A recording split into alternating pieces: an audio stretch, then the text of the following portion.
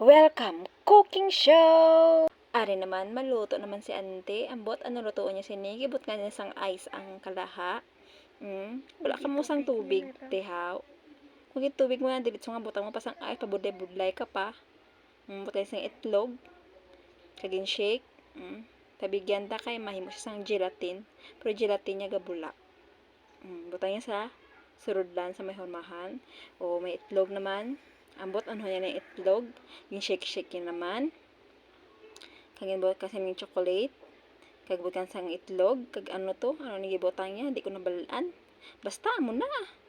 Gibotang niya sa container. Kagibot sang cheese, gibot ka sang cheese, gibot kaging steam niya. Gin side by side niya ning ano niya gaina, sing ano to siya.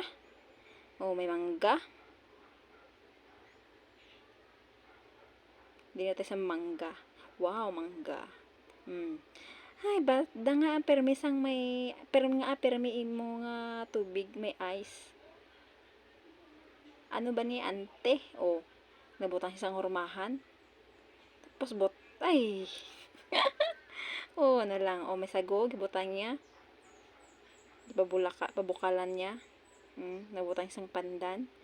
Kag mga ingredients. Kag mekos naman, gin shake. Kag nag-steam naman siya sang pilit nga bugas. Luto na gin kuha niya. Kag luto na tong toppings niya, gibutang niya dere. Butang niya naman sa ingredients mga kalamay. Kag luto naman gin mekos. Abi ko dessert lang ni lutoon nga may isda ni. Bagay sang itlog. Balaan ko na lutoon niya sini. Basi tortahon niyang itlog. Giprito niya. Na luto na, kuhaon niya na. Nga may tangkong. Nagisa siya. Gilunod niya ang tangkong. Maluto ka sang sudan. Okay. Basta mo na ning tama mo nga pagluto. Gibot niya sa mga ingredients. Kin-shake niya. May itlog naman. Gilagay niya. Paborito mo gurang itlog.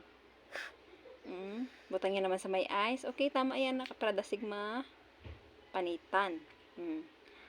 Naggisa naman siya sa mga panakot, sa mga kabot nga naman tubig, paborito ng tubig, bikubot ka mo sang ice.